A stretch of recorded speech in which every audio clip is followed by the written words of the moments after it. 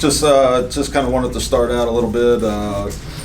Just thank everybody involved, like in the draft process. It's been a really good process.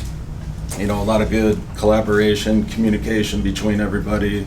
And I feel like that's what you need to get to the right answers and get to the final conclusion on some guys. So still some work to do, but we're making a lot of progress. We feel good about where we're at right now.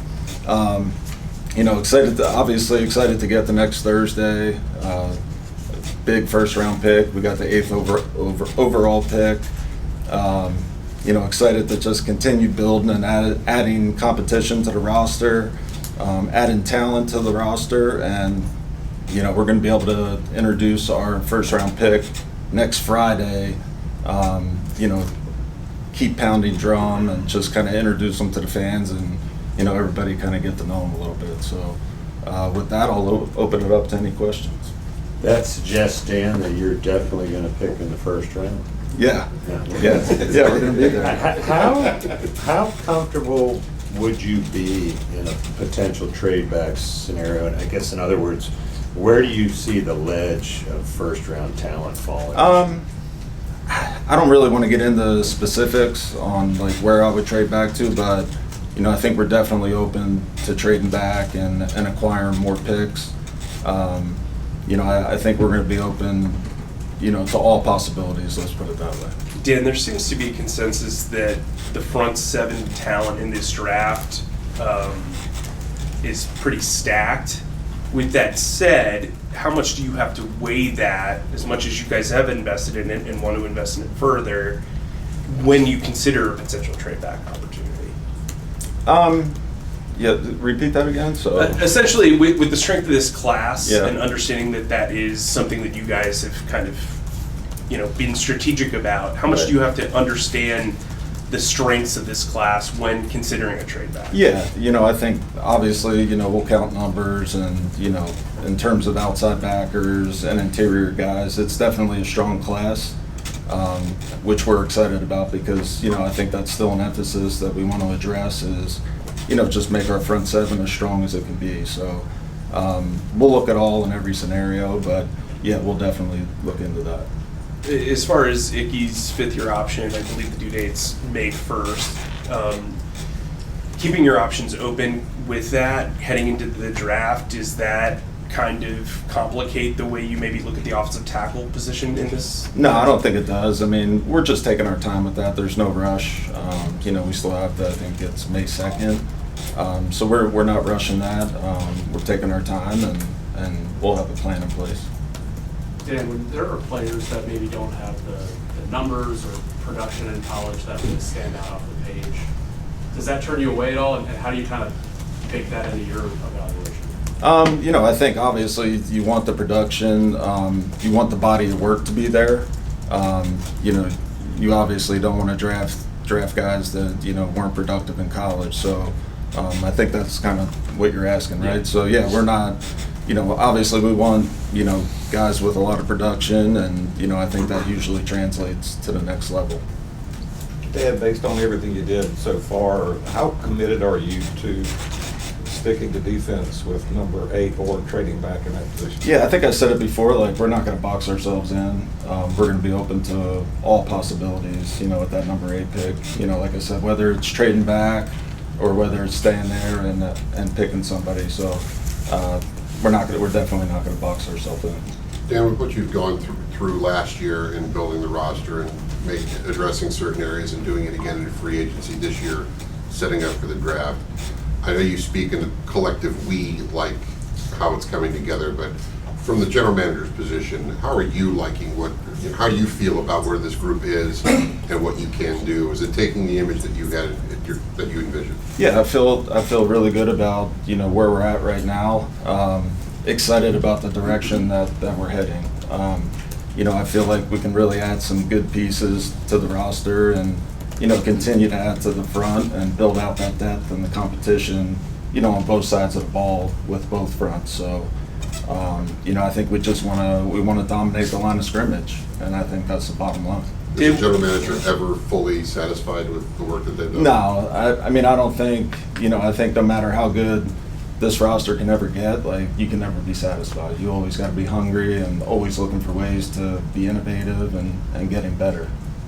Dan, at the owners' meetings, Dave said that he was really happy with the wide receiver room led by Xavier Legette. Curious to know your take on the Panthers wide receiver room now and how that kind of aligns with this wide receiver draft class. Yeah, I agree with what Dave said. You know, we're excited about the development of, you know, Xavier and Jalen Coker and some of our, you know, some of our young guys. So, you know, with Thielen still in there, Reeson and David Moore, I think we do feel good about our receiver room. I think, you know, we're looking forward to seeing them compete and just get better and better. And, you know, that's not to say that we're not going to, you know, invest in a receiver at some point during the draft. So we're just going to draft really good football players, and if it's a wideout, then, you know, so be it. Given that Taylor's going into a contract year, is offensive tackle on the table for you? Again, like, we're not going to box ourselves in with anything. I think, you know, if an offensive tackle's there at some point, like, I'd be open to drafting an offensive tackle, but that, you know, really doesn't have anything to do with talent mode. Dan, when the Saints news came out Friday, did that kind of cause a little uptick in traffic on your phone? I mean, were more people interested in talking once that's out there? No, I don't think yet. I think it's still a little early for that. You know, I think maybe down the line I'll expect it a little more, but, you know, right now things are quiet. Jason Light said last week, Dan, that he thinks it's going to be less movement this year because sort of a level type talent level across the later first round into the second. Do you get that same vibe that it might be tough to find a trade up partner? You know, I always look at it like it only takes one team to fall in love with a player, you know, so, you know, a team could fall in love with a player and decide they want to trade up with us and go get their guy. So, you know, I really don't look at it like that. I just look at it as, you know, a team's just may really love a guy. So we'll be waiting if somebody wants to come up. Dan, a lot's made of 30 visits. What is your philosophy towards 30 visits as a franchise? That seems like everybody has their own thing, but what specifically for you is? You know, I think we usually bring in guys that we just kind of feel like we want to get to know a little bit better. You know, whether it's from a personal standpoint or from like a football standpoint, whether it's, you know, getting them on the board one more time and, you know, just checking their mental, their IQ, and then just kind of getting to know them as, you know, people. So I think as much time as you can spend with these guys, it's good in the end. You guys signed Colin Granger. What went behind the decision to, you know, bring in a guy who has limited to no football? Yeah, you know, I think, you know, it's a good opportunity to fill out our 90-man roster. Colin had a good workout. He was recommended by George Fan, who we're familiar with from our Seattle days. You know, it's just an opportunity just to add a guy and, you know, be open-minded and just kind of try some things, try some new things, and maybe see what we have. Dan, it seems like every mock draft has you taking Jalen Walker. At the combine, I believe you weren't really wanting to commit to how you saw him fitting into your system. Right. Can you expand on that a little bit on how you see him fitting in if you were to take him? I mean, Jalen's a good player. You know, I think, you know, for us, you know, I guess I'll talk on it now, but he's an outside linebacker for us that I feel like can do a lot in our defense. You know, I think he's definitely a great person, really good player, and, you know, I think he's got a bright future ahead. Dan, kind of building off that, he's a hybrid sort of player. Like you mentioned, he's going to be this guy for us, not necessarily meaning that he would be this guy for other teams. What's your view on defensive players, and particularly defensive front seven guys who can play multiple positions? Like, does that make him more attractive as a draft prospect? I don't know if it makes them more attractive, but I think it definitely makes them, you know, it adds value to them. You know, I think, you know, in Jalen's case, you know, he can play on the outside, you can move him inside, you can do a lot of different things with him on the defense. And, you know, I know that we do value those type of things, and again, he's a good player.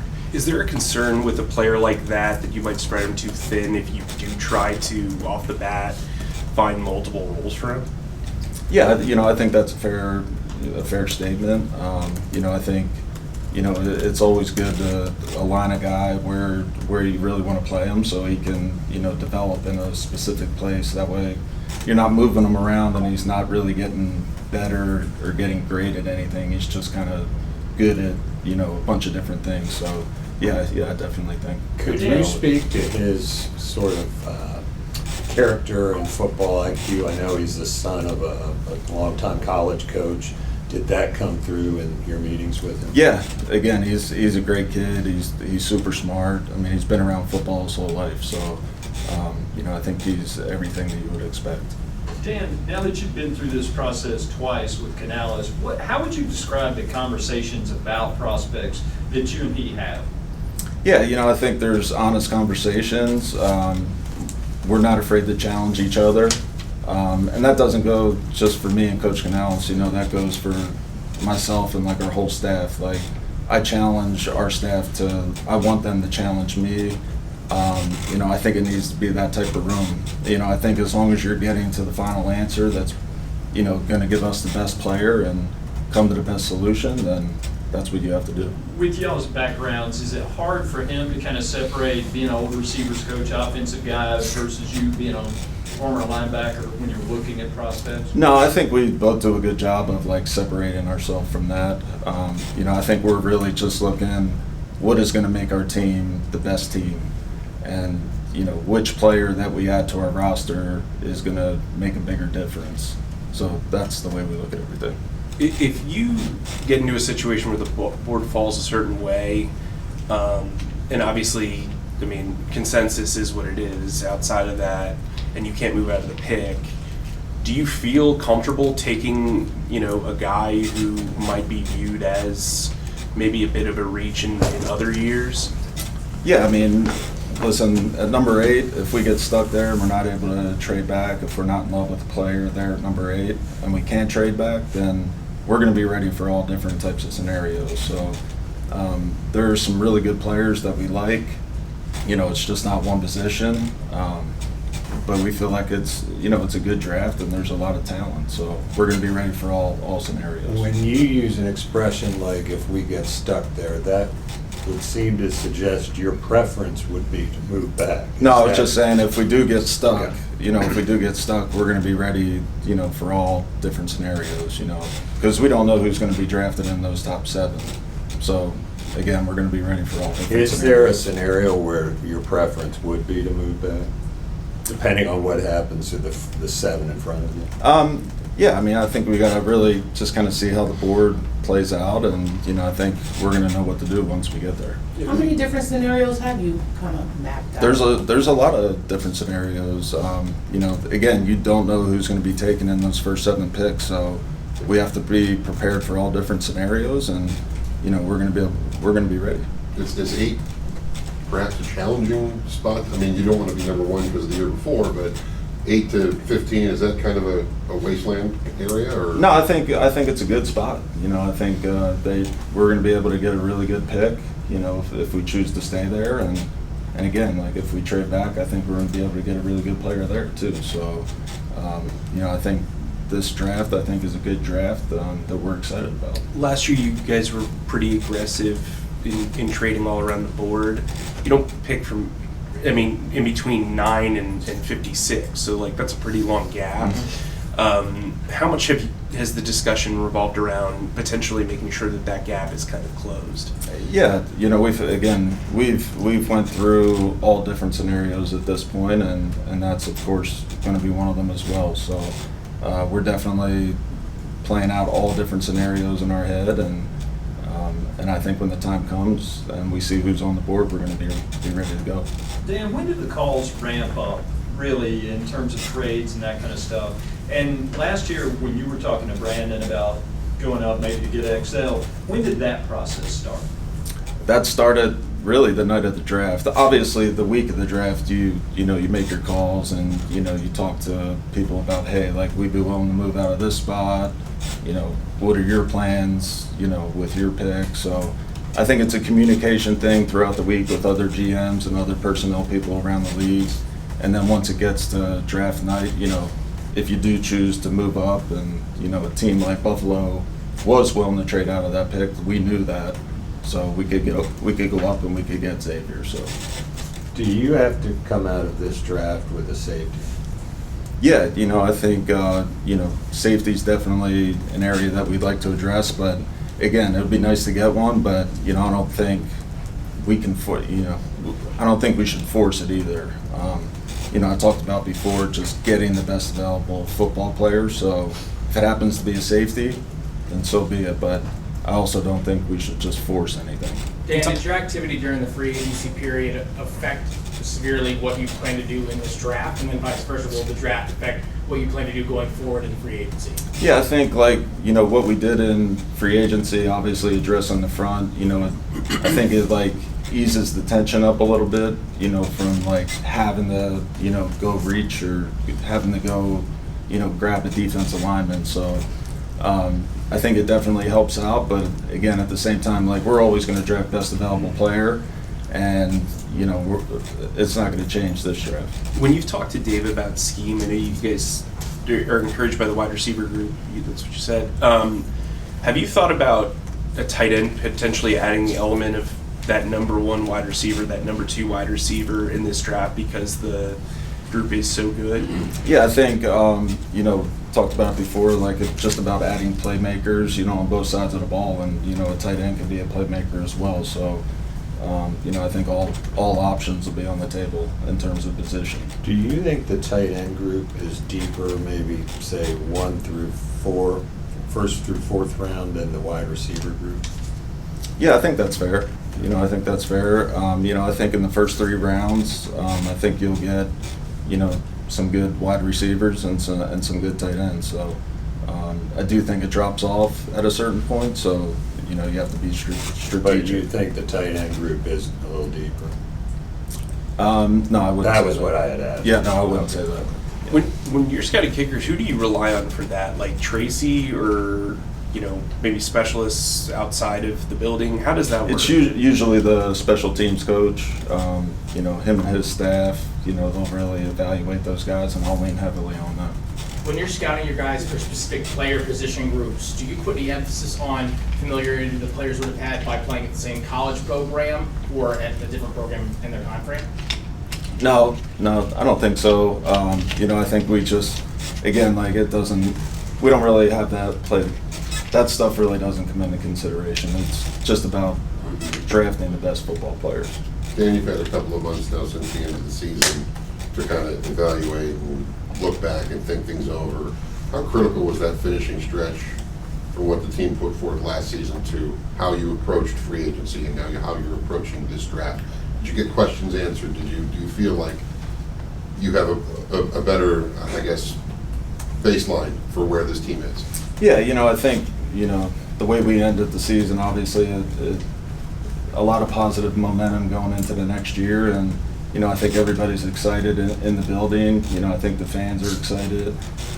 So it really draws a lot of excitement for us to go and continue to add, really good players to our roster, and so it can make us one of the more competitive teams in the NFL. So it's just another step to where we want to go. And personnel questions were answered for you, to go out and do what you did in free agency and going forward? Yeah, I feel really good about what we did in free agency, just adding to our front and, adding a safety like Morick. We added some good players that we're really excited about, and we're headed in a good direction. Dan, when a guy plays at multiple schools, how does that factor into your evaluation? Say that again? When a guy plays at multiple schools, transfers around, Yeah. How does that kind of play into your evaluation of that guy? It really doesn't. I don't really, nowadays it's so common that, I try not to really ding those guys for, moving multiple times. Maybe back, 5-6 years ago, it might be a little different, but right now I really don't, it doesn't come into play. Dan, the adage is scout the player, not the helmet, but there are certain systems in college that seem to not translate as easily to the NFL, and then those guys take a couple of years, but then they kind of blossom because they have the trades. How much do you weigh that when you guys are evaluating specifically defensive players? So you're saying, Like Georgia is known for having guys that have a lot of talent, that come out and it takes a couple of years and then they kind of excel. Right. But they're not the only college program that does that. When you're looking at guys like that coming from those programs, does that answer any questions about maybe what they can do versus can't do, vice versa? I mean, I think it makes it a little easier, you know, the level of competition that, you know, certain teams play against. Obviously, you know, a school like Georgia, they're playing against top competition in the SEC. So I think from an evaluation standpoint, it does make it a little easier. All right, thank you, Dan. Yeah. Appreciate it. Thank you. Yeah.